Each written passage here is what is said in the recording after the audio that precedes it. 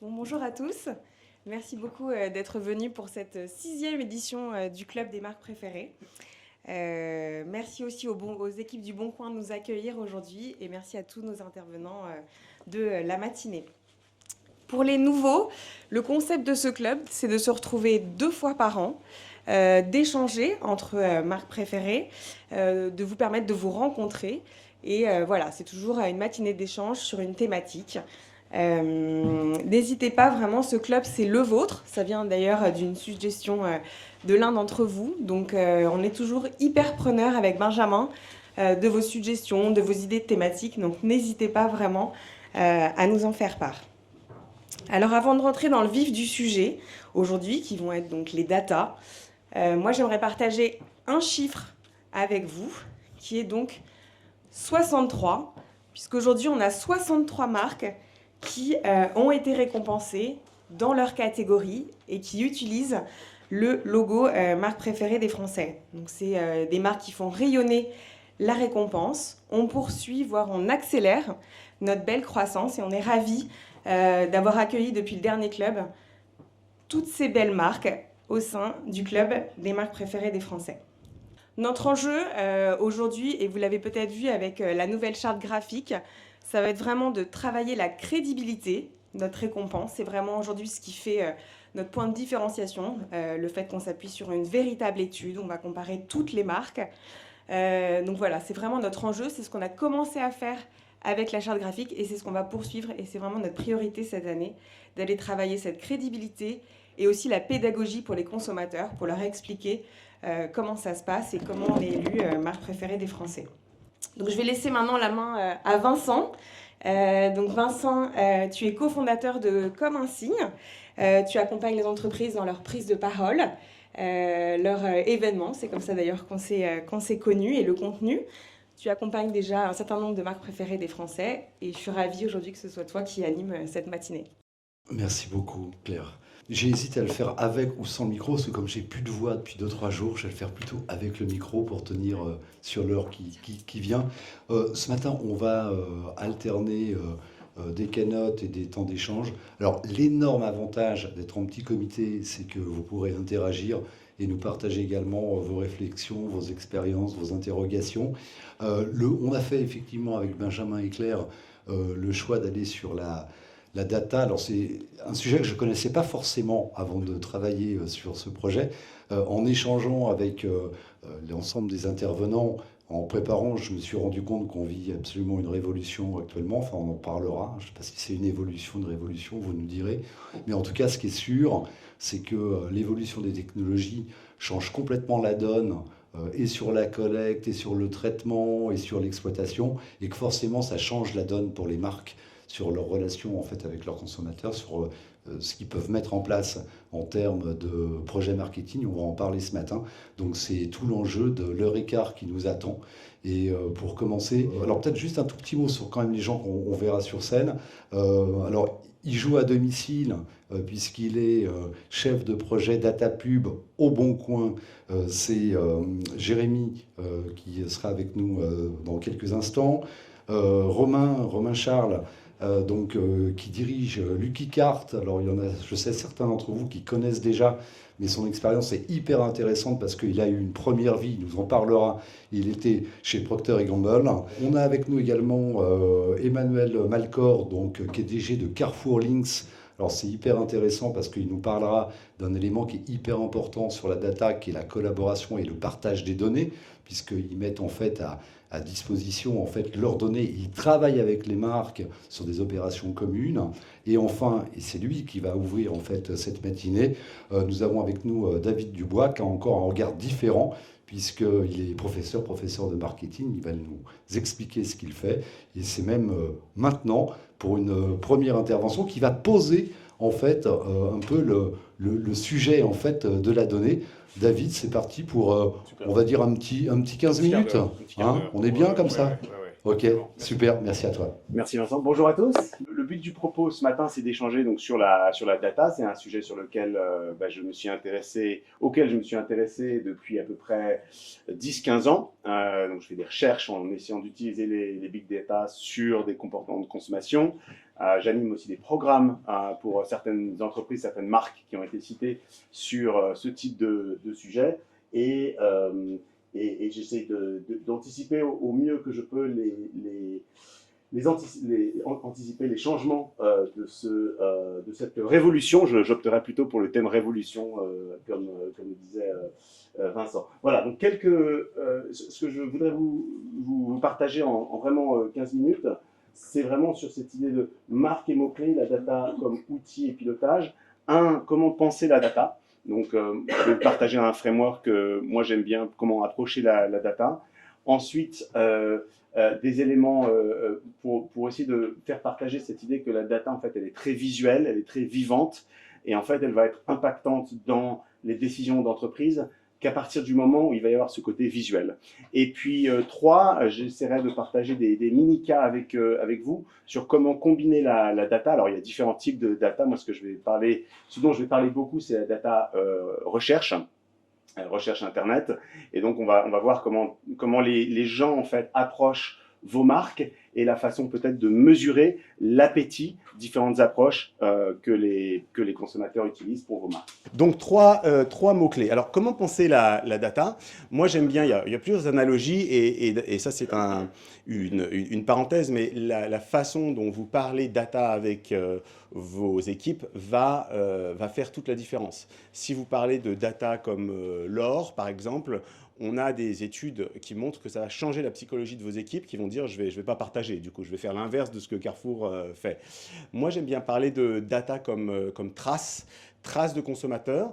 Je suis aussi un féru de natation, donc j'aime bien le contexte de la plage, ce qui est pas mal en ces temps-ci. Et donc, vous voyez, l'idée, c'est un petit peu de se dire que ces datas, elles sont un petit peu comme ces personnes qui sont sur la plage et qui naviguent d'un point à un autre. Donc, si on est le Chief Entertaining Officer de cette plage, on se rend compte quoi? On se rend compte qu'il y a un point d'entrée, hein, que tous les gens ils essayent de rentrer sur la plage entre ces deux rochers. On se rend compte que là, il va y avoir des personnes qu'on perd. Pourquoi? Parce que c'est les parents, les enfants qui veulent aller aux toilettes, la baraque à frites, etc. Donc c'est fini. Là, vous allez avoir donc les gens qui continuent un petit peu, mais qui se posent des questions, comme peut-être ces deux personnes ici, qui sont en train de se dire mais, dans quel est l'endroit pour prendre la photo, etc. Donc, c'est des moments d'échange qui peuvent se passer sur les forums, sur les médias sociaux, etc. Et puis après, vous avez des sous-segments qui apparaissent. Donc, moi, j'aime bien parler de sous-segment romantique numéro 1. Vous voyez, c'est deux personnes voilà, qui se tiennent la main. Et puis, vous avez le segment famille ici, etc., etc. Et cette analogie, en fait, elle permet de comprendre une chose assez intéressante de mon point de vue, qui est que, en fait, la valeur des données, c'est qu'elle permet de mesurer où est-ce que votre marketing, vos efforts marketing sont sous-efficients. Autrement dit, où est-ce que vous perdez vos consommateurs. Le but du marketing, encore une fois, c'est que eh bien, vous avez votre funnel et vous essayez bien que les deux lignes de votre funnel soient aussi parallèles que possible. Alors, ça peut être des segments très fins, mais ça doit être parallèle. Et là, on voit bien qu'il y a une déperdition d'énergie. Alors, le but, c'est pas évidemment de récolter toutes les traces qui sont sur cette plage, mais celles qui sont les plus impactantes. Alors, il y a différents types de données, il y a ses propres données, il y a les données externes, etc. Nous, à l'INSEAD, on a développé un framework qu'on appelle le framework des 3 S. Alors, ça marche bien en anglais, c'est Search, Social et Shop. En français, c'est un petit peu plus compliqué. L'idée, c'est quoi? C'est de voir quels sont les grands types de données qui sont à la fois différentes et complémentaires. Donc, si on raisonne de manière très schématique, au début, vous avez les données de recherche, souvent en début de parcours consommateur. Ça va venir de Google, de Yandex, de Baidu, etc. Et ce sont des données qui sont assez intéressantes. Pourquoi? Parce que ce sont des données qui sont massives, qui sont publiques, qui sont assez granulaires, qui sont anonymes et qui sont privées. Ensuite, vous avez les données médias sociaux. Donc là, on parle TikTok, Instagram, etc. Ça va être des données complémentaires. Pourquoi? Parce que là, on est dans une sphère publique. D'accord? Donc, ça ne va pas être les mêmes insights. Souvent, on ne dit pas forcément ce qu'on dit en public, ce qu'on fait en privé. Mais ça ne veut pas dire qu'il ne faut pas s'y intéresser. Par contre, mesurer le ROI avec simplement du média sociaux, sauf si vous êtes dans le luxe ou dans du premium, secteur auquel je m'intéresse pas mal aussi, ça va être un peu compliqué, d'accord? Mais vous avez ces données de médias sociaux. Et puis ensuite, vous avez les données shop, qui sont alors là, soit idéalement les vôtres, soit des third parties qui peuvent vous les, ou des second parties qui peuvent vous les donner. Et l'idée, encore une fois, c'est de voir comment on peut mesurer ou générer des insights à différents niveaux de compréhension. Donc, de manière très globale, le search, ça va être vraiment des analyses de nuages de mots-clés, des analyses d'évolution linguistique autour du temps, quels sont les grands marchés, quelles sont les grandes évolutions sociétales, quelles sont les attentes des consommateurs. Le social media, ça va être un petit peu le nouveau focus group. Pour ceux d'entre vous qui étaient des fanats de focus group, moi je présente toujours le social media comme le nouveau focus group. Et puis le shop, ça va être de la donnée comportementale intéressante, mais qui ne va concerner que vos consommateurs. Et donc vous laissez les autres non-consommateurs, ceux que vous devrez attirer au-delà de cette photo. Voilà, donc avec des comportements privés, des comportements publics. Donc ça, c'est le framework général. Deuxième point que je voulais aborder avec vous, c'est l'importance de la visualisation. Alors moi, je m'intéresse beaucoup aux recherches Google parce que je trouve que c'est fascinant et c'est vraiment simplement le plus grande source de données qui existe. Et je vais essayer de partager ma passion. J'aime bien cette citation, chief économiste de Google qui disait « Il y a 1 milliard d'heures, c'était l'homo sapiens qui émergeait, 1 milliard de minutes, la chrétienté, 1 milliard de secondes, l'ordinateur d'IBM, et il y a 1 milliard de secondes, eh bien, il y a 1 milliard de recherches Google, c'était ce matin. » Et ça, comme c'est une quote de 2013, vous imaginez que maintenant, il y a des milliards et des milliards de recherches Google qui nous dépeignent en fait les intérêts des consommateurs. Et ce qui est assez intéressant, c'est la visualisation. Je vais parler un petit peu de ce que j'ai fait dans un livre sur les recherches plus tard, mais vous voyez que bon, ça c'est vraiment des exemples faciles pour montrer l'importance de la visualisation. Ça, c'est les recherches pour le beurre, à gauche, et les recherches sur l'huile d'olive qui montrent, alors c'est pas une grande nouvelle, mais ça montre d'un point de vue assez précis quelles sont les préférences de différences régionales pour différents types de produits. On peut continuer. Alors un autre exemple que j'aime pas mal, c'est la France du riz et la France de la pomme de terre. Alors souvent je fais un guessing game, là j'ai pas trop le temps, mais vous voyez un petit peu les différences. Alors ça saute peut-être pas aux yeux, je vais me transformer en Monsieur Météo. Vous voyez que la France du riz, c'est une France assez urbaine. Vous avez Lyon qui est assez rouge, avec la région parisienne et périurbaine. Vous avez, c'est aussi un produit très côtier. Alors que, par contraste, la pomme de terre, vous voyez que c'est plutôt quelque chose qui est consommé, en tout cas recherché, un produit intérieur, etc., paysan. Donc il y a plein d'insights qu'on peut dériver. Mais ce qui est important, c'est de donner envie à vos équipes de dire, voilà, cette donnée, elle montre quelque chose, et la cartographie, pour ceux qui ne sont pas forcément férus de statistiques, ça peut être un moyen intéressant de rentrer dans la donnée.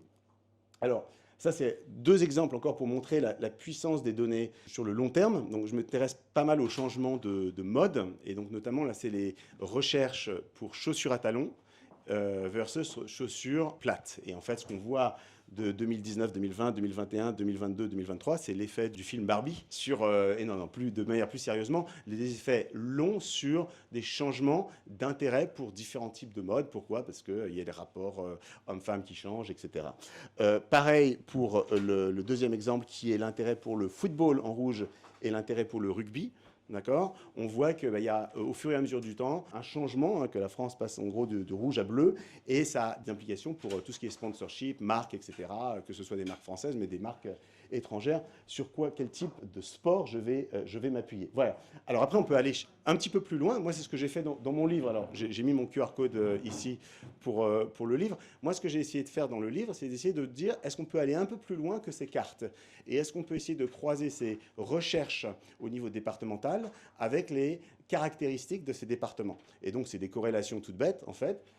où on s'est appuyé sur les données l'INSEE, donc les données d'inégalité, les données économiques, les données démographiques, etc. Et donc ça permet, si on revient sur notre France du riz et la France de la pomme de terre, d'avoir un peu plus d'analyse, c'est-à-dire de dire, bah voilà, la France du riz, eh bien, elle va voter plus à droite, plus à gauche, elle va être plus inégalitaire, moins inégalitaire, elle va avoir ces caractéristiques socio-démographiques-là. Ce n'est pas une segmentation évidemment très fine, mais ça permet déjà d'avoir une idée et donc là je l'ai fait sur la France parce que ça m'intéressait, mais vous pouvez le faire sur n'importe quel pays.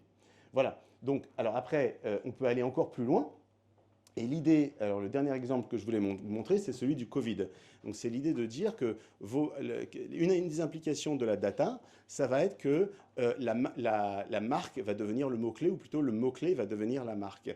Et donc ça va être très important de savoir quels sont les mots-clés, alors peut-être pas forcément au-delà du mot-clé de la marque, quels sont les mots-clés qui sont votre territoire de marque, c'est-à-dire qui vous caractérisent, mais qui sont aussi discriminants, c'est-à-dire qui sont uniques. L'exemple, alors qui n'est pas lié aux marques, mais que je voulais vous partager ici, c'est comment on peut prédire l'épidémie de Covid. D'accord ? Donc, on peut prédire l'épidémie de Covid en regardant les recherches Google et en ayant des mots-clés discriminants. Par exemple, si je recherche fièvre, si je recherche mal de gorge, ça va être des éléments Covid, mais ça va être aussi des éléments rhume. Donc, ce n'est pas discriminant.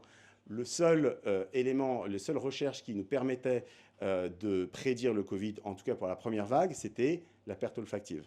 D'accord ? Donc la recherche de perte olfactive, ça va être un élément qui va prédire à 7-8 jours, c'est-à-dire la période d'incubation, le taux d'hospitalisation au niveau départemental. Pourquoi ? Parce que c'est un mot-clé qui, du coup, on va passer d'une analyse de la data qui est descriptive à une analyse qui est prescriptive. Dernière partie sur laquelle je voulais intervenir, c'est jusque-là, j'ai parlé des recherches web et puis j'ai parlé d'applications qui étaient peut-être un petit peu éloignées des marques. Donc laissez-moi revenir un petit peu vers vous et partager deux éléments, deux projets de recherche qui, je pense, ont pas mal de connexions. Donc le premier, et ça s'inscrit dans un contexte qui est, quand vous vous souvenez, le framework des 3 S dont j'ai parlé au début, c'est en train de changer. Et c'est en train de changer notamment parce que les comportements de recherche sont en train de changer. Donc notamment au sein du S, du search, en fait, on est en train de passer d'un monde de mots à un monde d'images, à un monde de vidéos. Et ça veut dire que les gens recherchent de plus en plus les marques par l'image et de plus en plus l'image par la vidéo. Donc ça, c'est un petit exemple. Donc on a un papier de recherche sur les marques de luxe et les marques premium. Et ça se généralise à toutes les marques pour lesquelles la valeur visuelle est importante. Vous voyez, par exemple, donc là, on est sur les recherches web pour Chrysler versus Lamborghini. D'accord ? Chrysler en rouge et Lamborghini en bleu. Et vous voyez qu'en fait, eh bien, Chrysler, qui est une marque beaucoup plus grande, elle va avoir beaucoup plus de recherches web que Lamborghini. Par contre, si on passe ici sur les recherches images, ce qu'on se rend compte, c'est que Lamborghini va avoir beaucoup plus de recherche images que de recherche web. Et donc, en fait, ce qu'on a fait dans le papier de recherche, c'est qu'on a essayé on a créé une métrique qui est cette idée de ratio entre image over web search, qui, en fait, est un très bon proxy pour la valeur de la marque locale. Parce que maintenant, on a une métrique qui va changer dans le temps et qui va changer dans l'espace. Et donc, si je suis le directeur EMEA de Chanel, voilà, et que je vois que dans un pays, le ratio est en train de tomber, alors que dans un autre pays, ça va bien, je suis en capacité de me poser des questions, de dire, mais qu'est-ce qui se passe dans ce pays ? Voilà, donc c'est ces mesures-là qui, en les combinant, peuvent donner des metrics qui montrent la santé d'une marque. D'accord ? Donc voilà un petit peu, bon ça c'est simplement pour vous montrer la relation entre web et image, et donc c'est là où on voit que les marques en fait de luxe, vous voyez qu'elles ont un excès d'images par rapport au web search, et donc elles vont être plus loin de la ligne de régression. Ça c'est simplement le seul graphe que je vais montrer. Dernier exemple pour vous montrer, alors je passe des images aux recherches YouTube. Combien d'entre vous ont entendu parler de la marque Gentle Monster ? Elle est coréenne, exactement. Alors, il se trouve que je me suis pas mal intéressé aux marques coréennes et il se trouve que dans le cours de luxe que j'anime à l'INSEAD, je parlais beaucoup de cette marque qui avait été fondée par 2 MBA, donc c'est très bien quand vous avez un public d'MBA, qui s'appelait Warby Parker, qui était une marque qui a très bien fonctionné avec un modèle de retail innovant aux États-Unis, etc. mais qui a été depuis quelques années en contradiction, enfin pas en contradiction, en challenge avec, des marques, avec la marque coréenne Gentle Monster. Alors, vous voyez ici de manière très visuelle la différence entre l'espace retail de Warby Parker et l'espace de Gentle Monster. Enfin, c'est un univers totalement différent, avec beaucoup d'art, etc. Comment ça va se manifester dans les recherches, dans les différents types de recherches? Eh bien, on voit que, alors, Warby Parker, c'est les petites lignes. Gentle Monster, donc la marque coréenne, elle est en noir. Donc, qu'est-ce qu'on voit? D'abord, avant de parler de ces mesures-là, on voit que Gentle Monster a connu une croissance 4 fois plus importante que Warby Parker sur la même période. D'accord? Donc, c'est une marque qui est en forte croissance et qui va venir challenger l'incumbent, c'est la marque d'origine, c'est-à-dire Warby Parker. Et on voit ici pourquoi ils ont réussi, parce que les consommateurs approchent la marque de manière différente. Vous voyez que sur le web search, Warby Parker ici continue à dominer, mais vous voyez que sur Image Search, donc là c'est de 2008 à 2013, 2014, 2018, 2019, 2023, vous voyez que eh bien, Gentle Monster, la barre noire est supérieure à l'autre barre, et donc ça veut dire que les consommateurs, ils ont réussi à approcher les consommateurs dans un moment où les consommateurs vont de plus en plus approcher vos marques par la vidéo. Voilà, c'est ce que je voulais vous partager en 15 minutes. Merci beaucoup. Et évidemment, je reste là pour toute question si j'étais pas clair. Merci beaucoup, ça nous fait une première ouverture de ces échanges. On se retrouvera tout à l'heure, hein, David, parce qu'on aura un plateau après tous ensemble. On va faire une seconde ouverture avec un nouveau regard. Hop, je vais... Et voilà. Une autre façon en fait de poser le sujet, c'est de se dire finalement quand on parle de data marketing, de quoi parle-t-on? On va avoir un double regard, celui de Jérémy et de Romain, si vous voulez bien me rejoindre. On va commencer par un petit mot de présentation tous les deux. Jérémy, on va se tutoyer, hein, ça va être plus friendly. Tu joues à domicile, puisque, explique-nous, tu travailles au Bon Coin et tu es chef de projet Data Pub. Exactement. Donc ça fait 8 ans que je travaille chez Le Bon Coin et je suis responsable business data pub. Donc en fait c'est la mise en place de projets en rapport avec la donnée publicitaire. Parce que du coup je travaille au sein de la régie Le Bon Coin. Et mon rôle en gros c'est de trouver des nouveaux leviers de monétisation, de les mettre en place pour la donnée publicitaire. Et aussi de trouver du coup des projets pour améliorer les performances des campagnes pub sur Le Bon Coin. Donc Romain, DG de Lucky Cart. Ouais. Et raconte-nous, puis client, j'ai appris ça tout à l'heure, Oui, gros ça c'est un titre client du Bon perso. Coin. C'est un titre Hein. perso, c'est ce que je lui disais. Oui, donc Romain, je dirige Lucky Cart. Je dirige Lucky Cart depuis 7 ans. En 2 mots, Lucky Cart, c'est quoi? Notre vision, c'est Powering Smart Commerce. On repose sur 3 piliers. Le premier pilier, c'est la data et l'exploitation de la data via des technos innovantes. Le deuxième, c'est le retail média. Et le troisième, c'est tout ce qu'on appelle shopper engagement, puisqu'on va utiliser uniquement des techniques classiques de marketing, d'activation, comme le jeu, la promo, le coupon, whatever. Et comme l'a balancé Vincent, c'est ma deuxième vie professionnelle, parce que je suis entrepreneur depuis 7 ans. Mais avant, j'ai travaillé 15 ans chez Procter, et mon dernier job chez Procter, j'étais patron de la division lessive, nettoyant ménager et piles du Racel pour la France et le Benelux. Donc je viens ni de la data ni du média, je viens du pur business. Et du coup, j'essaierai d'apporter mon regard plus business par rapport à la data et aux médias. Alors, on a eu une première approche de David sur ce qu'est la donnée autour du search, du social et du shop. Hein, c'est ce que j'ai retenu de ta présentation. Si je vous pose la même question à tous les deux, comment vous percevez la donnée? C'est quoi la donnée pour vous dans vos métiers? Et est-ce que vous le présentez de la même façon? Quels sont les types de données aujourd'hui qu'on peut exploiter? Du coup, en type de données, effectivement, donc il y a toute une partie qui est liée à la navigation des utilisateurs. Donc aujourd'hui, on a un tag qui est posé sur le site Le Bon Coin et l'application, qui va permettre du coup de collecter tout ce que les internautes recherchent sur Le Bon Coin, les différents critères qu'ils ont renseignés, quelles sous-catégories ils ont visité, et à quel niveau d'intentionnisme ils sont aussi par rapport à un achat. Et on a toute la partie du coup CRM, donc toutes les informations que les internautes renseignent lorsqu'ils créent un compte, ou a posteriori d'ailleurs. Donc ça va être l'âge, le CSP, les centres d'intérêt par exemple. Donc voilà, c'est à partir de toutes ces données qu'on va pouvoir du coup créer des audiences du coup, qui seront à destination de la publicité. Ton regard sur la donnée, Romain? Effectivement, on a à peu près la même chose, mais nous, ce qu'on va utiliser, c'est ce qu'on appelle effectivement toute la donnée chaude, qui est la donnée en live, c'est-à-dire comment le consommateur se comporte sur un site, ce qu'il rajoute dans le panier et co. Et nous, surtout, le cœur du réacteur chez nous, ce qu'on appelle la donnée froide, qui sont toutes les données tickets de caisse. En fait, nous, on travaille en partenariat avec toutes les enseignes de grande distribution alimentaire. Et en travaillant en partenariat avec elles, on a ce droit d'exploitation de leurs données de tickets de caisse, c'est-à-dire qu'on va capter en temps réel tous les tickets de caisse des consommateurs. C'est-à-dire que on reçoit les tickets de caisse en temps réel de à peu près 18 millions de consommateurs en France aujourd'hui. Et c'est ce type de données qu'on va exploiter pour arriver à personnaliser ensuite toutes les campagnes qu'on va pousser aux consommateurs. Alors, quand on est comme moi, c'est un novice sur la donnée, j'ai le sentiment qu'on capte de plus en plus aujourd'hui de données.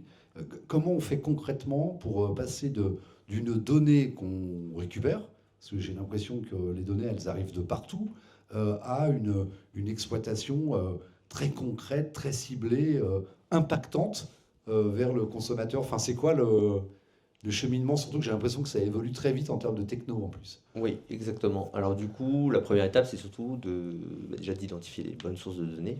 Donc ça, c'est la première étape, de la collecter. Et ensuite, il y a tout un traitement, une analyse qui est faite, notamment avec des outils comme des CDP, donc qui sont des Customer Data Platform, et qui permettent de concilier différents types de données, donc aussi bien la donnée de navigation que la donnée CRM ou des données de transaction. Et du coup, ça va agréger ces données, les réunir autour de ce qu'on appelle des user points, finalement, des points d'utilisateur. Et du coup, d'avoir une vision à 360 de l'utilisateur. Donc, qu'est-ce qu'il fait sur le bon coin, sur quel device il navigue, qu'est-ce qu'il recherche, etc. Et donc, à partir de ça, on va pouvoir en fait agréger les utilisateurs autour d'audience, autour de centres d'intérêt, autour d'une navigation, d'un profil commun. Donc voilà. C'est quoi, on crée des communautés? Exactement, c'est autour des actions communes, en fait, des points communs qui réunissent ces utilisateurs. Donc ça peut être par exemple une recherche, comme vous disiez, donc un mot-clé tapé sur le bon coin. Ça peut être un niveau d'intentionnisme à peu près égal sur un modèle de voiture sur le bon coin. Enfin, voilà, ça peut être ce genre d'information. Dans ton activité, Romain? En fait, il y a un truc que je rajouterais, c'est qu'effectivement, tout ce qui est données chaudes, les données de navigation, c'est assez nouveau. Enfin, ça se développe avec les données e-commerce. Mais le gros des données qui sont les données de tickets de caisse, ça n'a rien de neuf. Hein. Je veux dire, les tickets de caisse, là, tous les retailers ont des données de tickets de caisse depuis Mathusalem. La grosse différence, c'est les technos qui existent pour les traiter. Parce que déjà, la volumétrie, elle est monstrueuse.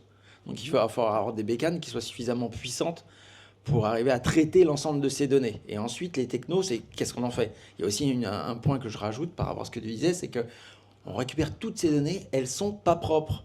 C'est quoi une donnée pas propre? Une donnée sale, c'est quoi? Alors tu vois, on les croise nous avec les catalogues de la grande distribution parce que tu as un EAN qui est rattaché à une mauvaise nomination. Tu prends un intitulé qui va être différent d'une enseigne à une autre. Tu vas regarder un intitulé de produit, tu vas rien comprendre. Et ça part dans tous les sens comme ça. Ou alors, l'autre jour, je regardais, je retrouvais des bougies qui étaient rattachées à la catégorie petits pois. C'est quand même assez moins comestible, quoi. Et en fait, cette donnée, elle est quand même globalement propre, mais on va dire, elle est globalement propre. J'ai quand même 15% de haine inconnue ou de haine, excusez-moi du terme, foireux. Du coup, il faut que tu récupères. On commence par la nettoyer. Ouais, tu collectes la donnée, il faut une grosse capacité de collecter la donnée, traiter la donnée, il faut des ordinateurs qui soient quand même violemment puissants, et tu nettoies cette donnée. Et le point que je rajoute, nous, alors qui est très spécifique sur ce qu'on fait chez Lucky Cart, c'est qu'on a un système de profil dynamique. C'est-à-dire qu'on va collecter toute cette donnée et qu'on va le rattacher à un ID unique. C'est-à-dire que le consommateur, quand il se connecte, il a un ID unique, et on va créer un profil dynamique pour chaque consommateur. Et à chaque fois qu'il va venir sur le site, à chaque fois qu'il va venir faire un achat, on va optimiser ce profil unique. C'est comme si je parlais marketing, si vous aviez des personas, mais chaque individu est un persona sur lequel on itère en temps réel et en permanence. Pour bien comprendre, si je suis un persona, c'est que plus on avance, plus on sait des choses sur moi, plus on nourrit mon profil, plus on nourrit mes habitudes de conso. C'est ça l'idée? C'est surtout, je ne sais pas si on sera plus sur toi, mais en fait, on va aussi te voir évoluer. Parce que, Vincent, tu vieillis. Et du coup, on va te voir évoluer. Et si je te vois évoluer en temps réel, je ne sais pas que c'est Vincent Dumont, que tu habites là, co, mais par contre, je te vois évoluer et je suis capable, de facto, de prédire ton comportement à venir. Et donc, tu sais ce que je vais potentiellement consommer demain. Exactement. Mais tu sais tout sur moi, en fait. Non, je sais pas que tu... à titre perso, je sais que tu t'appelles Vincent Dumont, mais ma techno, c'est pas que tu t'appelles Vincent Dumont, par exemple. Et justement, vous parliez l'un et l'autre de techno. Est-ce on en est où aujourd'hui? J'ai l'impression que tout ce qui est machine learning, IA, va encore accélérer en fait cet usage de la data. On en est au point de départ un peu où les lignes vont bouger. Alors c'est assez disparate, je pense, d'une société à une autre. Tout le monde n'est pas rendu au même point. En tout cas, je pense qu'on est au départ, enfin globalement. Et c'est vrai que l'intelligence artificielle a cette vertu qu'effectivement elle a un pouvoir de prédiction. Donc c'est là où c'est intéressant. Et puis elle permet aussi d'éliminer aussi un certain nombre de tâches qui peuvent être un peu je dirais, à faible valeur ajoutée. Par exemple, une part d'automatisation. Ça peut être éditer, par exemple, je sais pas, un rapport de campagne, par exemple. On peut aujourd'hui donner les données, enfin, les informations sur la campagne de manière brute, et il va nous les retraiter. Enfin voilà, et puis même avec des brides d'analyse. Donc il y a toute cette partie-là, parce que finalement après, il n'y a plus qu'à finalement apporter son regard d'être humain sur ces résultats-là, et donc finalement d'apporter plus de valeur ajoutée, finalement concentrer plus sur l'analyse, on va dire de manière marketing et plus commerciale. Du coup, toute cette partie de traitement de données peut effectivement être automatisée. Et il y a aussi l'idée aussi d'apporter de l'autonomie aussi aux différentes équipes de la société. Parce qu'aujourd'hui, par exemple, requêter une base de données, ça demande des compétences techniques comme la maîtrise d'un langage de programmation, comme du SQL, du Python. Aujourd'hui, avec l'IA, on est capable, à partir d'un prompt, donc une consigne qu'on va donner à l'IA, d'obtenir la donnée que l'on recherche, l'information que l'on recherche de manière beaucoup plus facile, on va dire, et accessible à tout le monde. Donc on gagne du temps, ce que j'entends, on va plus vite. On reviendra tout à l'heure sur la maturité des marques, sur la question. On a pas mal de marques en plus représentées ce matin. Mais juste une question sur les marques. Est-ce que vous sentez une appétence, une maturité de plus en plus forte, et en particulier sur la question du e-commerce? Est-ce que vous sentez que ça bouge, les lignes bougent, et qu'elles sont de plus en plus, se sentent plus concernées par la question de la data ou pas Oui, je pense qu'il y a aussi une volonté de rendre l'expérience utilisateur beaucoup plus personnelle qu'auparavant. Là, on était sur une vision un peu de masse, on ciblait des utilisateurs dans toute leur largesse. Aujourd'hui, il y a une volonté d'offrir une expérience utilisateur beaucoup plus en adéquation avec ce qu'ils recherchent, avec la phase de vie dans laquelle ils se trouvent. Donc, c'est beaucoup plus immersif. Et surtout une recherche aussi de performance aujourd'hui. On est moins sur la masse, plus sur l'idée de rechercher le bon client au bon moment. Donc il y a à ce niveau-là, oui. Tu sens forcément cette évolution par rapport à l'activité du Geekart, de passer d'un marketing de masse à un marketing ultra personnalisé? Alors oui, je pense même que la France est un petit peu en avance là-dessus. Je le vois Ah par ouais. rapport aux autres pays européens où on est en train de se développer, par exemple en Espagne. On sent que l'Espagne est à un niveau où nous on était il y a 5-6 ans. Et c'est en train de, tu vois, il y a 5-6 ans, quand on discutait avec les marques, la question c'était est-ce que j'ai des équipes qui gèrent ça ou pas? C'est plus une question aujourd'hui. Donc, chez toutes les marques, il y a des équipes qui gèrent la data et le média et l'impact des campagnes. Maintenant, aujourd'hui, ça va même plus loin. C'est-à-dire que avant, je te disais, ils ne savaient pas s'ils allaient faire une équipe ou pas. Aujourd'hui, ils sont beaucoup plus challenging sur la mesure de la performance, sur l'analyse de la donnée, sur qu'est-ce qu'on peut faire d'un point de vue asset ou de brand equity pour aller beaucoup plus loin avec eux. Ça nous arrive même de faire des meetings où on réfléchit tous ensemble sur quelle est la prochaine étape. Ils sont beaucoup plus force de proposition. Donc tu sens complètement un changement de mindset chez les marques. Alors, il y a un petit revers de la média, et j'en profite pour en parler là, parce que j'ai vu qu'il y avait aussi pas mal de, excuse-moi du terme, de petites marques. C'est que d'avoir des équipes dédiées, ça coûte de l'argent, quoi. Et du coup, c'est encore les grosses marques qui ont un peu pris le lead là-dessus.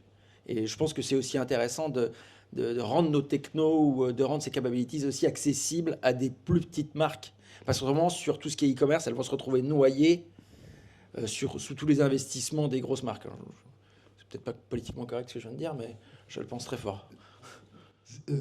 Tu le ressens, ça aussi, cette différence en fait entre les marques, entre les annonceurs? Oui, complètement. C'est vrai que, comme tu disais, aujourd'hui, utiliser un outil data, ça coûte beaucoup d'argent, déjà pour s'équiper d'une CDP ou d'un autre outil technologique. Donc ça demande des investissements qui sont colossaux. Ça demande aussi des ressources techniques aussi. Il faut avoir derrière des équipes capables d'intégrer ces technologies, de brancher les bonnes bases de données.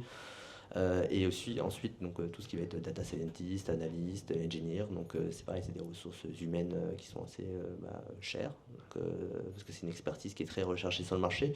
Donc, effectivement, on n'est pas tous au même niveau à ce niveau-là, quoi. Alors, ça me fait une super transition. On se retrouvera ensemble tout à l'heure parce qu'on fera un plateau avec l'ensemble des intervenants. Mais c'est le bon moment pour accueillir Emmanuel Malcor parce qu'il est DG de Carrefour Links. Et justement, il va nous expliquer, il met en place des solutions qui permettent d'aider les marques dans leurs différents besoins de développement. Si j'ai tout compris de ton activité, hein, Emmanuel. Hein. Tout à fait. Hein, mais tu vas nous en parler beaucoup plus en détail. Bonjour à tous. Alors, je suis ravi d'être parmi vous. Alors, Emmanuel Malcor, moi je suis Carrefour depuis presque 10 ans maintenant. Aujourd'hui, je m'occupe d'une activité qu'on a lancée il y a 3 ans qui s'appelle Carrefour Links. Alors, originellement, Carrefour Links, ça couvrait 2 activités. Donc, il y avait le retail média, donc ça a été évoqué ce matin, mais aujourd'hui, c'est une entité qui s'appelle Unlimitail qui s'en charge, qui est en fait une fusion, une joint venture avec Publicis. Donc une entité, un carve-out qu'on a fait de notre activité, qui est focus sur le retail média. Mais la volonté pourquoi on a fait ça, c'est que en fait l'enjeu c'est d'avoir un maximum de données clients, parce que c'est ça le nerf de la guerre dans le retail média, et d'ouvrir en fait l'activité à plus de retailers, et pas uniquement dans l'alimentaire et non alimentaire de la grande distribution, mais également avec des spécialistes. Et donc c'est une activité qu'on a séparée. Après on s'est recentré sur une activité qui est assez historique chez Carrefour, qui est comment est-ce qu'on met à disposition de la data auprès des marques pour développer en fait leur croissance au sein du distributeur. Et donc c'est de ça dont je voulais parler aujourd'hui avec des cas un peu concrets. Donc rapidement Carrefour, les éléments clés qui nous concernent, c'est notre promesse, c'est la transition alimentaire pour tous. Donc le bon, le sain, accessible pour tous les consommateurs. On est leader, on est numéro 1 au Brésil, on est numéro 2 en France et numéro 2 en Espagne.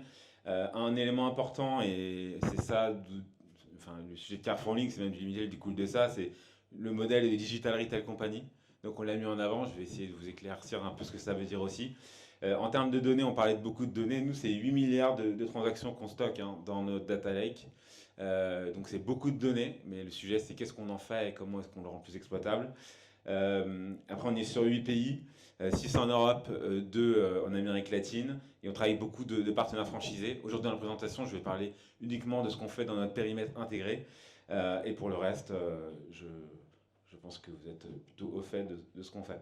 Donc qu'est-ce que Carrefour Links? Donc aujourd'hui nous on est une entité qui se focus essentiellement sur en fait tous les points opérationnels entre les industriels, les marques et Carrefour. Donc ça veut dire que tous les sujets qui concernent l'offre, donc le category management, la supply chain, donc la disponibilité des produits, quand on se parle de focuser sur le client, en fait tous ces sujets-là, on les gère soit en direct dans nos flux opérationnels classiques, et en fait ça fait l'objet de pas mal de frictions et d'incompréhension en fait entre les équipes des industriels et les équipes de Carrefour. Pourquoi? Parce qu'en fait on ne regarde pas les mêmes données. On n'a pas les mêmes informations quand on pousse des recommandations et nos lectures sont complètement différentes. Une marque qui va du coup pousser son business a une vision personnelle de ses personas, ses clients, ne sont pas les mêmes que ceux de Carrefour, et donc on peut parfois ne pas être au clair sur les mêmes informations. Également sur la partie supply chain, il y a une problématique, en fait c'est plutôt le sujet de la root cause, c'est pourquoi il y a un problème et comment est-ce qu'on arrive à le résoudre, et commence en fait à se coordonner, travailler ensemble. Donc nous en fait chez Carrefour Links, notre objectif c'est vraiment de pointer les points très simples, pas forcément hyper avancés, mais plutôt concrets du quotidien pour mieux collaborer en fait entre les industriels et Carrefour. Petite vidéo pour présenter ce qu'on fait.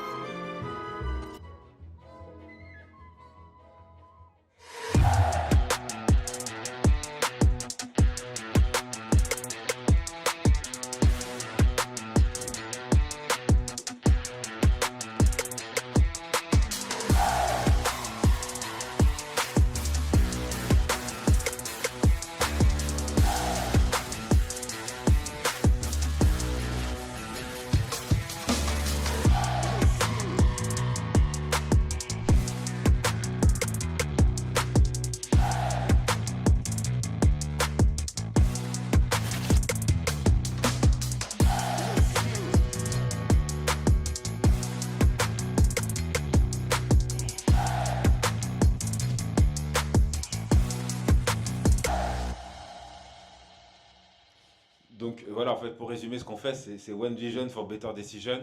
On est sur 8 pays, hein. Donc dans tous les pays du groupe Carrefour, il y a une équipe Carrefour Links intégrée dans les directions commerciales et du coup, qui ont vocation d'accompagner, alors déjà à l'interne, comment chez Carrefour on exploite mieux données à nous et comment est-ce qu'on arrive à prendre de meilleures décisions. Et ensuite, comment est-ce qu'on permet les industriels d'avoir une vision commune avec les équipes de Carrefour. Ça, c'est simple. Mais en fait, c'est pas si facile que ça pour plein de raisons, les sujets de négociation ou autres qui font que c'est pas toujours aussi fluide, même quand il s'agit de trouver la meilleure offre pour faire du business ensemble. Donc voilà, ça c'est, je pense, un résumé. Donc voilà, l'accélération en fait de la data pour nos équipes chez Carrefour. Ça aussi, c'est un enjeu fort. Donc on travaille d'abord sur nos basiques, ça veut dire qu'on a mobilisé des équipes chargées de du coup développer la partie plutôt commerciale, comment est-ce qu'en fait on met à disposition ces informations, ces données, toutes les marques avec lesquelles on travaille. On parle même des plus petites, c'est-à-dire qu'on est même allé jusqu'à développer des plateformes très simples, peu coûteuses, très accessibles pour permettre au plus grand nombre en fait d'accéder aux données que nous on utilise aussi chez Carrefour. On a mis aussi à disposition des équipes en interne pour répondre à toutes les problématiques, accompagner des use cases, essayer de définir des plans d'opportunités de croissance avec certains partenaires. Et après, c'est vraiment comment on accompagne aussi l'interne sur les rendez-vous, les réunions, pour en fait être le plus percutant et le plus décisif pour faire du business ensemble. Parce qu'en fait, un catégorie manager chez Carrefour, il peut voir énormément d'industriels. Et en vrai, il sélectionne un peu ses chiffres d'affaires qui pondèrent un peu tout ça. Mais ça veut dire que pour certains cas, on n'a pas la meilleure offre pour nos clients parce qu'en fait, on passe à côté de certaines choses. Donc là, l'idée, c'est comment est-ce qu'on essaie d'être meilleur à ce niveau-là en interne. Les données qu'on couvre, donc c'est les données de vente et de données clients, les données de supply chain et également l'e-commerce, qui est un levier de croissance très spécifique. On a aussi des éléments spécifiques aux magasins de proximité, donc les petits magasins dans les zones urbaines, mais également le sujet plus de franchisés, puisque Carrefour est un parc qui devient à 50% franchisé également. Donc ça signifie qu'on n'est plus totalement maître finalement de l'assortiment qu'on redescend dans nos magasins. Mais on développe du coup notre activité pour qu'elle puisse être compatible avec ces évolutions. Et donc alors je vais directement sur le cas concret, donc quelques marques avec lesquelles on travaille. Donc là c'est un cas qu'on a du coup en Roumanie, avec Procter & Gamble, bon alors un fournisseur qui est très data oriented, je pense que tu sais très bien. Mais du coup, là, c'est un cas de figure où c'est plutôt venu d'industriels. Il y a des cas où on essaie d'aller chercher certains industriels pour aller travailler des problématiques qu'on a trouvées en interne. Là, c'est plutôt le sujet inverse. Voilà. Donc là, ce qui avait été constaté par Procter, c'est que il y avait une baisse de ses ventes en Roumanie, mais il avait surtout identifié que ça venait du coup de la catégorie où Pampers était leader.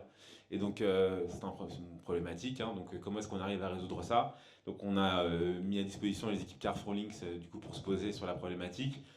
Plutôt assez simple, mais c'était de se rendre compte qu'en fait, parmi les leviers de potentiel de croissance, il y avait peut-être un sujet de où est-ce qu'en fait on positionnait le curseur, le focus, pour mettre en avant les marques. Ensuite, on a regardé on a constaté qu'en ligne, il y avait un panier moyen qui était plus élevé. Et c'était potentiellement la raison de pourquoi les Roumains, les fermiers roumains, en fait, faisaient leurs achats. C'était que, en fait, il y a une proportion c'est des produits qui sont sujets à stockage parce que ça demande on cherche plus de volume pour, en fait, planifier un peu à l'avance. Il y avait peut-être l'intérêt d'aller plus se focaliser sur l'online, là où traditionnellement chez Carrefour, on met plus le poids sur les hypermarchés, les éléments plus traditionnels. Donc une phrase qui explicite un peu, donc en achetant en ligne, je planifie à long terme, par conséquent je suis plus sensible au prix et aux promotions. Et donc le point, ça avait été que Procter a décidé de lancer un format exclusif sur l'e-commerce en Roumanie. Et en fait, ça a boosté significativement les ventes de Procter, mais pas uniquement de Procter. En fait, ça a drainé également l'ensemble de la catégorie, ce qui a été également bénéficiaire pour Carrefour. Le message qu'on a aussi chez Carrefour et ce qu'on essaie de faire, c'est qu'on se rend compte qu'il y a des leaders qui peuvent nous permettre de grandir, en fait, de faire croître une catégorie. On peut s'appuyer en fait sur des marques assez expertes dans leurs propres produits pour en fait avoir un effet positif sur l'ensemble. Donc voilà un cas de figure qu'on a pu traiter.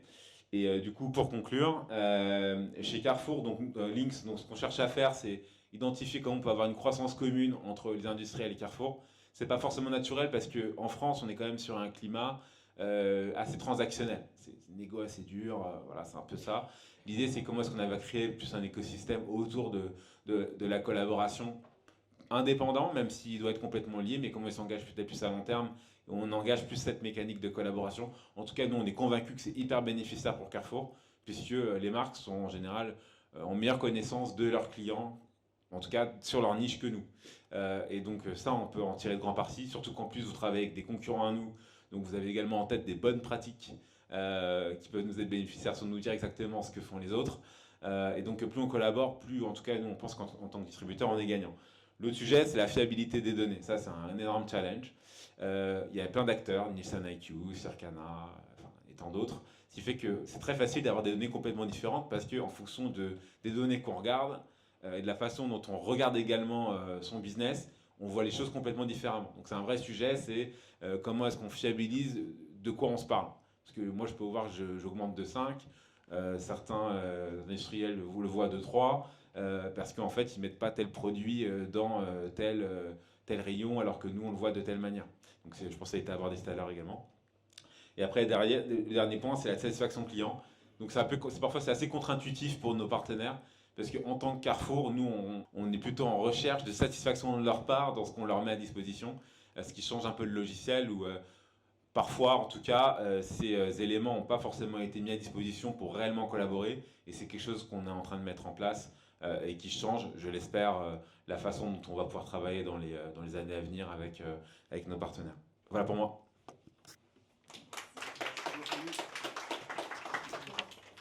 Super, ce qui est génial, c'est que je trouve qu'on a posé vraiment le sujet sous 3 angles complètement différents. Donc on va tous se retrouver, tous les 4 si vous voulez bien. Et moi j'aimerais qu'on parle un peu d'avenir, de prospective maintenant, une fois qu'on a dit tout ça, et qu'on voit un peu les enjeux, les opportunités, les stratégies qu'on peut aborder demain pour les marques. Et on va échanger entre nous, on en profitera aussi sur cette séquence pour n'hésitez pas à réagir, à poser des questions, à donner votre avis. Moi, j'aimerais commencer par un sujet, tu l'as posé d'ailleurs, Emmanuel, tu parlais de data collaboration. Est-ce que vous sentez, on va le faire avec un seul micro, un froid Covid-friendly, comme disait Romain, est-ce que vous sentez une vraie évolution sur la collaboration qu'il peut y avoir entre d'une part les marques, les industriels, et ensuite soit la grande distribution, soit des outils comme peut apporter le Bon Point. J'ai l'impression que c'est plus anglo-saxon qu'une culture française ou européenne. Comment vous le percevez? On collabore assez? Je pense que je vais rebondir pour dire qu'en fait, la collaboration est essentielle. Et je sais pas, je crois que c'est Romain, c'est ça, qui disait, effectivement, les petites marques ont peut-être moins d'avantages parce que voilà, il faut des ressources, etc. Mais c'est là où il ne faut pas hésiter à collaborer, en fait. Et je pense que comme c'est un monde, justement, qui bouge beaucoup, avec des écoles, avec des gens qui sont formés en data science, il y a aussi pas mal d'opportunités, je pense, pour collaborer et je cite toujours l'exemple, j'ai écrit un cas sur une entreprise qui s'appelle Magital Food Time. Voilà, Emmanuel connaît bien parce qu'il gère Carrefour au Moyen-Orient. Et en gros, le Chief Digital Officer à l'époque disait, moi j'ai plein de données, donc j'ai des millions, etc. et tout, mais si je demande à mon CEO X millions pour les data scientists, ça va pas le faire. Et donc en fait, il est allé voir Wharton. Et il a dit, voilà, j'ai mes données, vous, je sais que vous êtes chercheur, que vous aimez bien, que vous avez un KPI qui est différent parce que c'est publier des recherches, est-ce qu'il n'y a pas un moyen de collaborer? Et ils ont créé un centre comme ça de collaboration avec des use cases, en fait, qui ont commencé à donner des signaux, ce qui a ensuite permis à Guillaume, qui était le Chief Digital Officer, de dire, voilà, c'est son CEO, voilà les use cases, ça marche bien, est-ce que tu peux me donner le budget pour grandir? Donc je pense que le use case est particulièrement important. Quand il est parti il y a 2 ans, il dirigeait une équipe de 150 data scientists. Donc voilà, commencer petit, mais collaboration très important. Comment vous le sentez tous les 3, cette question du partage de la donnée? Est-ce qu'on n'a pas tendance à protéger ces données, à ne pas vouloir les partager? Parce qu'on voit, sur l'exemple que tu as donné, que dès qu'on partage, c'est assez impactant, quoi. Alors, le partage de la donnée, nous, en fait, on très ouverts, on veut la mettre à disposition au maximum de gens. Moi, je suis biaisé parce que c'est mon rôle. C'est ton business, donc. Voilà. Par contre, ça a été un vrai sujet pour nous jusqu'en 2018, je pense. Parce qu'en 2018-2019, on s'est dit, avant, on partageait que des données de vente. Typiquement, c'était des fichiers Excel, pas forcément très jolis à traiter, c'est compliqué. Et en fait, on s'est dit, bon, on va changer l'approche parce que c'est pas. Là, ça demande beaucoup de gens. Des équipes qui soient capables de retraiter ces fichiers, les mettre à dispo, que ça soit géré en interne. Donc, on s'est dit, on va construire nos propres plateformes. On va les rendre hyper simples et accessibles. Enfin, on espère qu'elles sont simples et accessibles et exploitables pour nos partenaires. Et on a décidé de rajouter les données clients dedans, ce qu'on faisait jamais. Et donc aujourd'hui, en fait, on intègre en lecture également en propre Carrefour. Après, on faisait aussi avec des partenaires externes la lecture de notre business avec les données clients. Et je pense qu'on avance de plus en plus. Là, on se parle de choses que je pense qui sont encore un peu tabous, qui sont est-ce qu'on ne peut pas regarder comment on peut faire, on peut partager l'impact des investissements de promo de masse. C'est des use cases qu'on ne fait pas aujourd'hui, mais typiquement, on a pas mal d'industriels qui viennent nous voir, on investit pas mal sur de la promo de masse chaque année, on ne sait pas ce qui se passe. Et donc là, nous, on est en train de se dire, ça a du sens, ça peut être vertueux de donner cette vision aussi. Donc non, nous, je pense qu'on avance plutôt dans le bon sens, parce que plus on donne de la vision à nos partenaires, plus l'échange est pertinent pour nous, vu qu'on a chez Carrefour, on a moins de gens, on a perdu parfois un peu d'expertise. La data, c'est un peu notre sauveur pour permettre un peu à tout le monde de prendre un peu les mains de sa catégorie pour fonctionner. Donc plus on est aidé également dans notre écosystème, plus on est gagnant en fait. Jérémy, tu sens une évolution aussi au Bon Coin sur cette collaboration, sur le partage de la donnée, sur le fait de monter des opérations en commun, ça bouge ou pas? Oui, complètement. Nous, c'est vrai qu'on était sur un autre paradigme avant, qui était un peu l'image que tu as donnée tout à l'heure sur la mine d'or que l'on a, que l'on ne veut pas partager. Et c'est vrai qu'aujourd'hui, on a vu, et puis on le pratique aussi, c'est que c'est une belle source de croissance, et que c'est une donnée qui est extrêmement demandée. Enfin, à partir du moment où vous avez des transactions, la notion d'intentionnisme est extrêmement recherchée. Et puis il y a un contexte aussi, qui est aussi les régulateurs, que ce soit public ou privé, la disparition des cookies tiers, qui ont accéléré aussi cette notion de data collaboration. Et du coup, oui, aujourd'hui, on travaille par exemple avec une plateforme de Data Clean Room, qui est un outil qui permet justement de faire la data collaboration. C'est quoi pour tout le monde une Data Clean Room? Alors, c'est un espace dans lequel vous pouvez verser votre donnée ainsi qu'un autre partenaire. Et cet espace est sécurisé, c'est-à-dire que la donnée... Et c'est légal, c'est-à-dire qu'on peut donner mes données sans mon avis? Non, bien sûr non. Mais en tant que consommateur? Non. Encore une fois, il y a la notion de consentement. Donc, Ouais. c'est tout l'intérêt, c'est que ces plateformes elles respectent aussi le consentement des utilisateurs et aussi les problématiques techniques. Donc, ça va anonymiser la donnée. Donc, la donnée ne va pas sortir de cet espace-là. Et on va pouvoir faire des croisements entre notre base et celle d'un partenaire.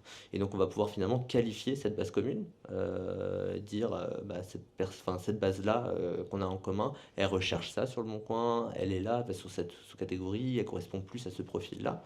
Donc, ça peut être juste pour des insights, par exemple, apporter des insights à un annonceur, ou aussi dans le cadre de campagnes publicitaires, activer cette audience commune pour lui pousser par une publicité pour de la fidélisation, une offre spéciale pour des personnes qui sont clients chez eux, ou à contrario aussi pour faire de l'acquisition, du coup en excluant cette base commune et toucher uniquement des nouveaux consommateurs, enfin des prospects pour cet annonceur-là.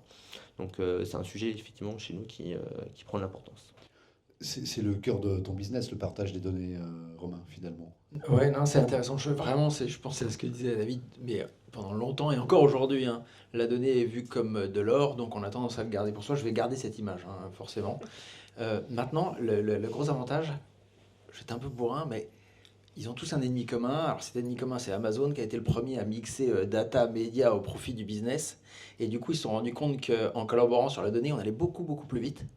Et c'est le virage qu'ils sont tous en train de prendre. Et heureusement d'ailleurs, parce qu'autrement, ma boîte, Quand tu dis tous, tu parles des marques? des retailers. Des retailers, Notamment des retailers. Et du coup, aujourd'hui, ils se rendent compte qu'ils vont beaucoup plus vite en collaborant avec... L'autre jour, je parlais avec un gros retailer étranger qui a un énorme projet sur le digital commerce basé sur la data. ils bossent avec 3 startups en même temps pour développer son projet. Parce qu'ils se rendent compte que dans les partenariats, c'est entre les retailers, c'est les marques, et ils vont chercher aussi des compétences ou de la flexibilité ou de la réactivité à côté pour aller beaucoup, beaucoup plus vite. Et du coup, cette collaboration, elle se fait de mieux en mieux. On a beaucoup parlé des marques. Moi, j'aimerais qu'on ait le regard maintenant sur notre raison d'être à tous, qui sont les clients, qui sont les consommateurs. Comment vous percevez la façon dont les consommateurs vivent tout ça en termes d'expérience? On va vers un marketing de plus en plus personnalisé. Ils le perçoivent comme une simplicité dans leur quotidien d'achat. Ils le perçoivent comme quelque chose de très inclusif. Qu'est-ce que vous percevez du conso? Oui, il faut être super vigilant. Parce que ça peut être rapidement pénible, ça peut être rapidement intrusif. À l'inverse, c'est que, pour le coup, comme c'est mon métier, je suis abonné à peu près à toutes les newsletters de toutes les enseignes possibles et inimaginables. Il y en a quand même 95% qui me donnent envie de me désabonner quand je les reçois.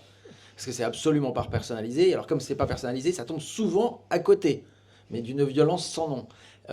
Du coup, il y a quand même, on part de tellement loin que même si on se dit on risque d'être un peu intrusif ou on risque de tomber un peu à côté, vaut mieux être un peu intrusif et de tomber un peu à côté que de tomber complètement à côté, ce qui est le cas sans personnalisation. Donc ça, je pense qu'on ne prend pas beaucoup de risques en faisant ça. Après, il faut être vigilant, mais surtout, moi, l'image que je prends toujours, c'est comme quand tu rentres dans ton resto favori, où tu sais, où le patron te connaît, il t'accueille, il te tutoie, il te positionne à la table que tu aimes bien, il te propose le petit plat où il sait qu'il va faire mouche et tu as passé un bon moment. En fait, avec la data, petit à petit, il faut qu'on arrive à faire ça. Quand le consommateur se connecte sur son site, sur son app, il a l'impression, t'es pas mon pote, tu me tapes pas dans le dos, mais il a l'impression d'être un peu chez lui. Et il navigue facilement. Et il trouve facilement ce qu'il veut. Et il y a même un peu de sérendipité où on va lui proposer des choses auxquelles il ne s'attendait pas, mais qui lui font plaisir. Et je prends souvent, alors, quand même un peu bancal peut-être ma comparaison, mais c'est exactement ça. Si on rentre dans un resto où on se sent bien, c'est ce que la data et le média doivent nous permettre de faire. On a encore du taf, hein. Ton regard, Jérémy, Oui. sur cette vision consommateur? Effectivement, je suis plutôt d'accord. C'est vrai que la surpersonnalisation a peut-être un côté un peu flippant, je pense, pour les consommateurs qui ont l'impression d'être espionnés chez eux. Donc, c'est pas l'idée. L'idée, c'est justement de bien identifier la phase d'achat, la cible à laquelle il appartient, de lui proposer des choses qui ont du sens, effectivement, qui sont pertinentes. Lui proposer un produit qu'il a déjà acheté et d'être ciblé multiples fois, ça ne fait pas grand sens. Donc il faut collecter la bonne donnée, effectivement, c'est là où c'est assez important, et bien identifier sa phase d'achat. Donc je pense qu'effectivement, il faut la personnalisation, suffisamment en tout cas pour que ce soit pertinent, sans tomber effectivement dans l'espionnage, quoi, quasi-espionnage. Je veux bien vous entendre aussi tous les deux sur ce point-là, peut-être même avec un petit complément, c'est que est-ce que finalement de travailler uniquement sur maintenant de plus en plus des listings de données, on tue pas un peu l'irrationnel, l'émotionnel dans la relation client, à vouloir finalement avoir des stratégies très analytiques. Il n'y a pas ce risque? Moi, je ne me sens pas particulièrement légitime pour répondre à cette question parce que je ne suis pas sur ces sujets-là en particulier, mais mon Carrefour en fait beaucoup et c'est un sujet important pour nous. Après, je pense qu'il y a deux éléments sur la data. Il y a de la data qui est directement liée à ce qu'on collecte et ce que le client voit, où en fait c'est visible pour lui qu'on a utilisé ces données. Et puis il y a le pendant qui est l'exploitation des données clients qui nous permettent d'être meilleurs dans l'offre qu'on met à disposition auprès des clients, dans l'expérience et dans tout ce qui va autour, ce qui n'est pas forcément de l'ordre du visible. Donc je pense qu'il y a cette partie-là, je pense que c'était extrêmement positif pour le client, parce qu'après il ne le voit pas, donc c'est plutôt comment, par exemple, Carrefour est meilleur dans sa façon de fonctionner et plus orienté client. Après, sur le pendant plus de ce qu'il voit en termes d'exploitation de ces données, nous on est extrêmement vigilants là-dessus aussi. Par contre, l'impact positif ou pas, je me retiens de me prononcer. Tu as un regard sur ça, David? Moi, il y a vraiment deux choses. La première, c'est que je pense qu'il faut pas on a beaucoup parlé de collecte de données et je pense qu'il faut collecter la bonne donnée. Moi, l'anecdote que je raconte toujours, c'est celle de pourquoi Jeff Bezos a commencé par par le marché du livre. Et donc, il y a plusieurs. Pourquoi donc, il y a plusieurs. Quand je pose la question en classe, il y a toujours plusieurs réponses. La première, c'est ah ben oui, parce que c'était facile de shipper les livres. C'est plus facile de commencer avec les livres que de faire avec les fraises. Deuxième réponse, ben parce que vous allez à la librairie du coin, vous ne trouvez pas votre bouquin, donc de toute façon, c'est intéressant. Mais en fait, ce que je leur réponds, c'est oui, mais en fait, quel est son but ? Et son but, c'est pas de devenir bibliothécaire en chef. Son but, c'est de créer la marketplace la plus importante dans le temps le plus rapide possible. Et pour ça, en fait, il a besoin d'un cheval de Troie pour nous connaître aussi rapidement que possible. Donc si soudainement, je connais chacun d'entre vous les 10 derniers livres que vous avez lus, ça va être très facile d'identifier les véganes, les pas véganes, etc., etc. Et donc d'ouvrir différents types de marchés. Donc je pense qu'il faut être très important. Donc tout ça pour dire qu'il faut être très vigilant sur la qualité de la donnée. Qu'est-ce qu'on veut vraiment savoir du consommateur ? Ça sert à rien de tout savoir, mais il y a 2-3 choses. Quelles sont les traces, pour reprendre l'image que j'avais utilisée, sur lesquelles il est très important d'insister. La deuxième, c'est, je vais répondre un petit peu à côté, mais je m'en fiche, j'assume. C'est la question du consentement.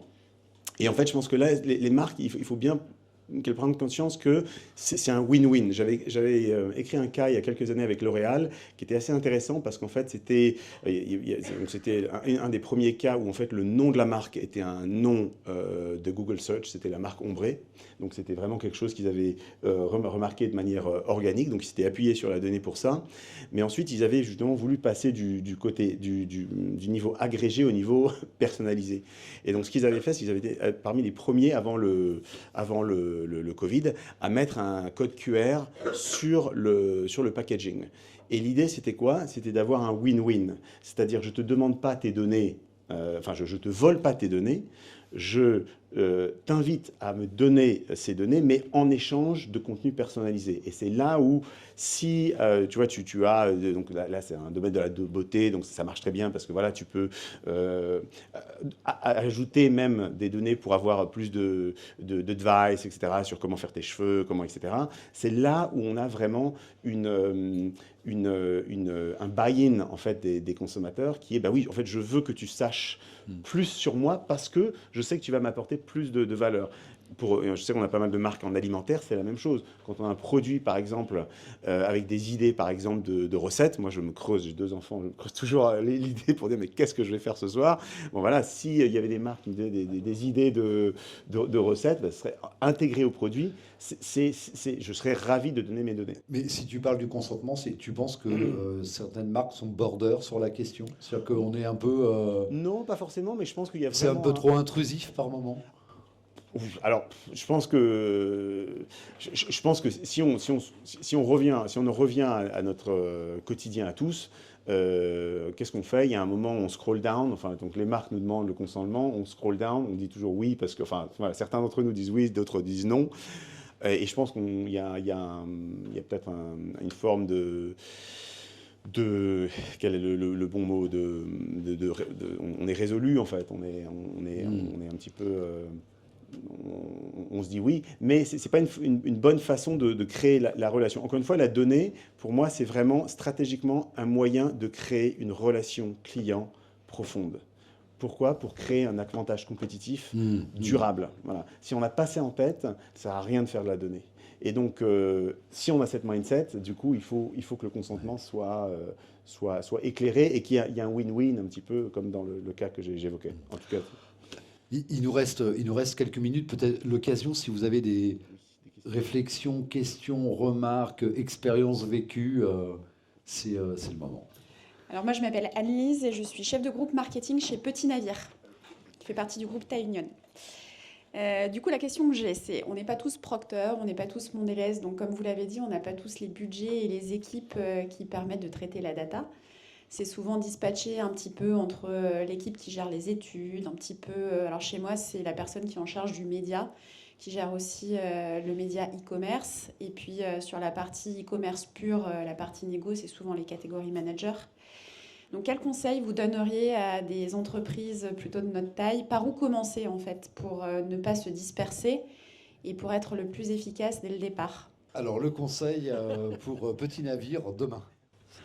Alors, il y a 2 trucs qui me viennent à l'esprit, Annelise. Le premier truc, c'est qu'il faut tester plein de trucs.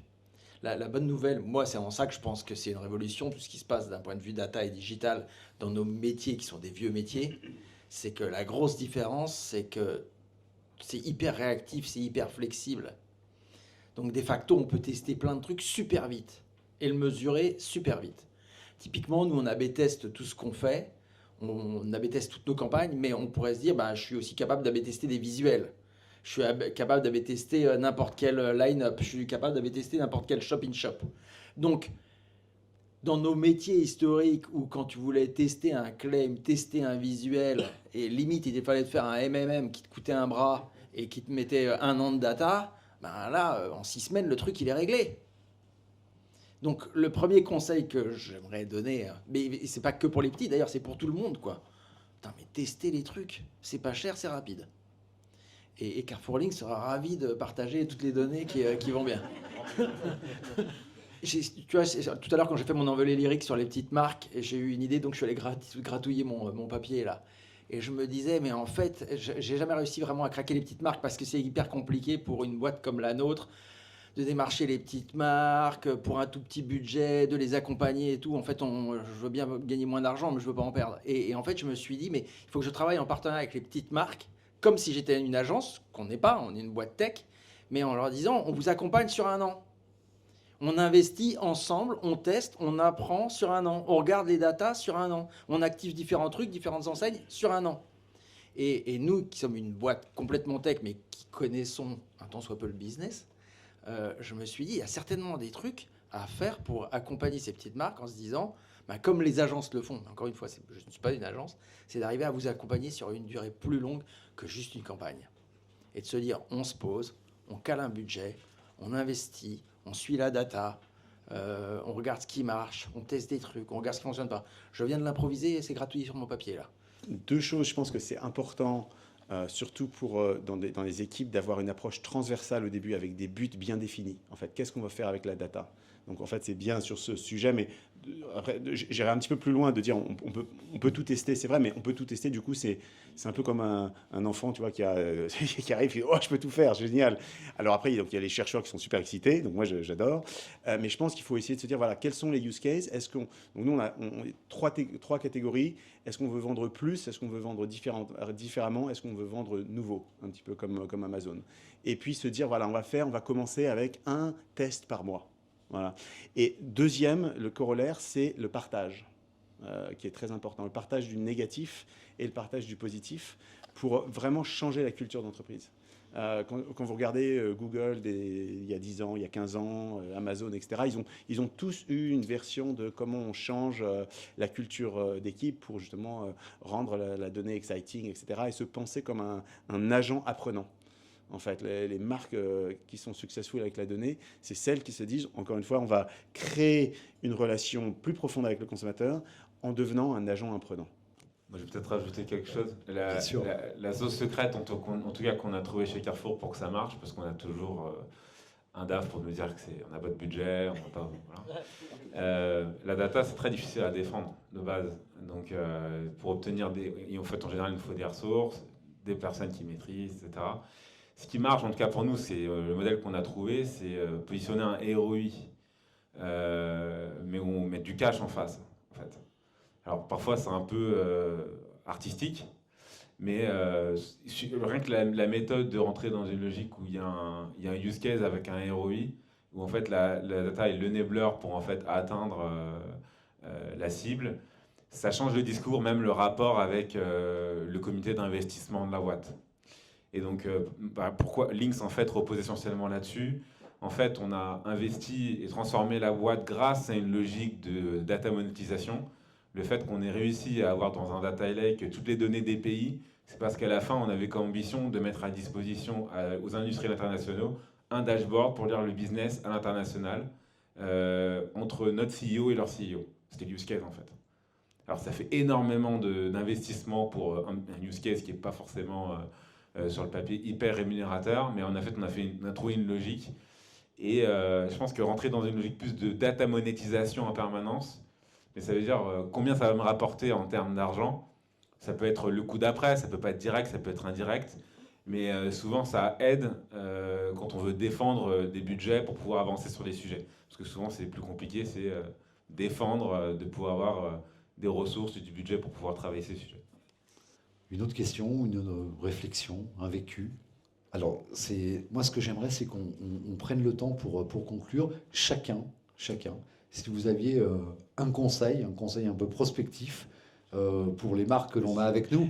Alors, sachant qu'on a aussi bien des marques de services que des marques de produits qui, pour demain, qu'est-ce qu'on pourrait faire mieux ou différemment?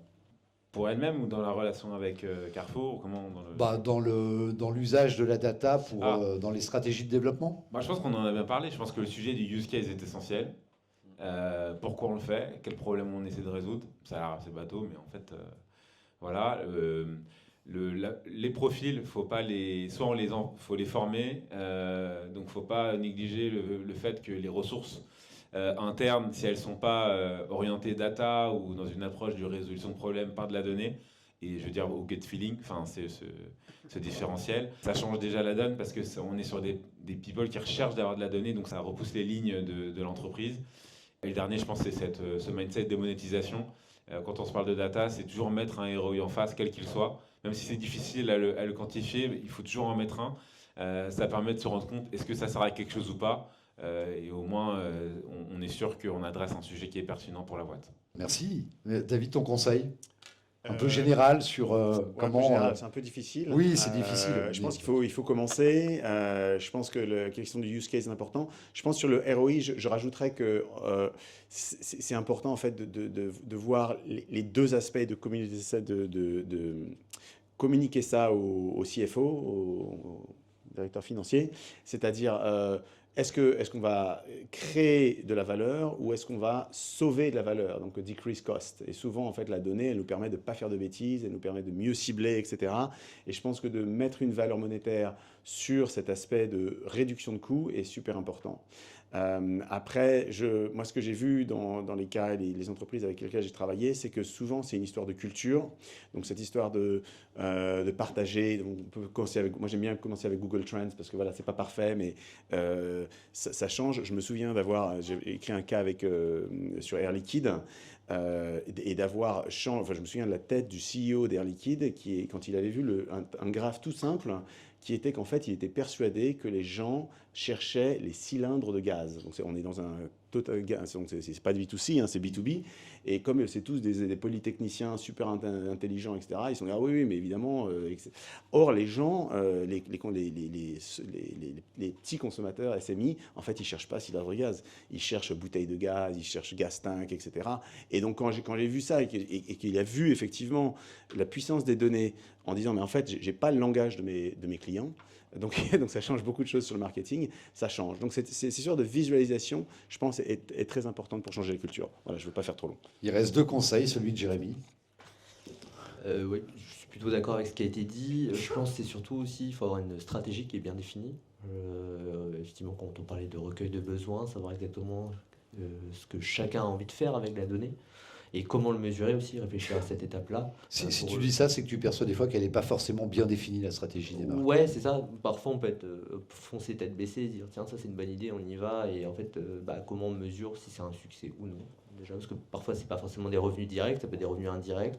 Donc, il faut être aussi capable de réfléchir en tout cas au use case, comment mesurer l'efficacité ou non de ce use case. Donc je pense que c'est surtout ça, et puis faire aussi preuve de pédagogie aussi auprès des équipes, de sensibiliser à ce qui est possible de faire, créer des synergies aussi dans les équipes. Parce que nous, par exemple, chez Le Bon Coin, pendant longtemps, on avait chaque équipe avait ses propres outils, par exemple.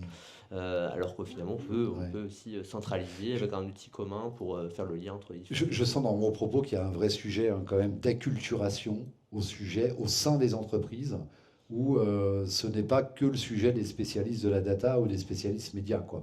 Ça doit irriguer en fait et le marketing et la R&D peut-être et je l'entends beaucoup ça. Complètement, même jusqu'aux commerciaux du coup pour qu'ils aient un langage aussi pour approcher les clients. Voilà, c'est vraiment tout le monde en fait. Le conseil de Romain. Bon, du coup, j'essaie de faire différent. Je pensais à ça, j'interviens assez souvent en école de commerce pour présenter ce qu'on fait et parler de data digital. Et en fait, à chaque fois, je suis impressionné par la vitesse à laquelle les étudiants comprennent ce que je fais et avec quelle puissance ils se projettent sur ce qu'on peut faire de la data et du digital. Mais c'est ultra, ultra puissant. Je suis désolé, mais quand je le compare à mes clients, c'est beaucoup plus fort. Et en fait, je réfléchissais à ça, mais pourquoi? C'est parce que finalement, on évolue dans notre univers avec des œillères. Et ces œillères, elles sont hyper logiques, hein. C'est que tous vos patrons, et ça a été le cas aussi pour moi, nous mettent une pression certaine parce qu'il y a les négociations. J'ai fait 20 ans de boxe de négo, donc je vois bien à quoi ça ressemble. Ils nous mettent une pression sur la négo, il y a une pression sur les profits, et il y a une grosse pression sur l'exécution. On a perdu une des essences même de notre job, qui est la créativité. Et ce que je voulais vous dire, parce que quand on parle de data ou de digital, c'est souvent vu comme froid. Ben, apporter de la chaleur, amener de la créativité, amener du gut feel là-dedans. C'est ça la beauté de notre job. Et je pense qu'on peut apporter tout ça sur la data et le digital, vraiment. Et moi, je le vois, cette lueur chez les étudiants. Ben, il faut qu'on remette cette lueur aussi en nous, quoi. Mettre de la créativité dans la data. C'est beau. Jean-Michel philosophe. Je vais demander un petit exercice donc à Benjamin, Benjamin qui est l'acolyte de Claire au sein de la marque Préférée des Français. Je t'avais demandé un petit peu avant ce club d'être attentif, de bien écouter et de garder 3 idées clés de ce qu'on s'est partagé ce matin. Exactement. Bon, déjà, je voulais remercier nos intervenants, évidemment. Je voulais vous remercier, vous tous, d'être venus, parfois de loin. Donc, merci, merci, merci. Moi, je me suis noté 3 choses. Le premier point, c'est déjà, les internautes font de plus en plus de recherches d'informations sur les marques via les images et la vidéo. Donc, ça doit évidemment nous donner des idées pour la communication. Que l'IA va permettre également l'automatisation donc, du traitement de la data et va donc permettre à l'humain de prendre un peu plus de hauteur en se concentrant notamment sur l'analyse. Et le dernier point que je me suis noté, c'est que la data n'est plus chasse gardée, la fameuse mine d'or. Désormais, elle se partage, elle se croise et elle permet de mettre en place des dispositifs donc plus pertinents et plus granulaires, évidemment. Voilà, c'est les 3 points que je m'étais notés. Sinon, j'ai 3 bonnes nouvelles à vous communiquer. Le premier, c'est qu'on vous a laissé des petits tote bags dans lesquels vous allez avoir donc, le livre des tendances de l'ADN 2024. Voilà, donc n'hésitez pas à le prendre avec vous. Le deuxième, c'est que vous pourrez revivre ce club en replay. D'ici quelques semaines, vous pourrez d'ailleurs le transmettre à vos équipes. Voilà. Et la troisième bonne nouvelle, c'est que notre traiteur est enfin arrivé et vous pourrez prendre un café si vous avez encore quelques minutes. Voilà. Merci beaucoup. Merci en tout cas, merci à vous, merci à tous les 4 pour ce partage d'expérience. Et je retiens quand même 3 choses, moi de mon côté, c'est oser, oser, oser. Voilà, bonne journée.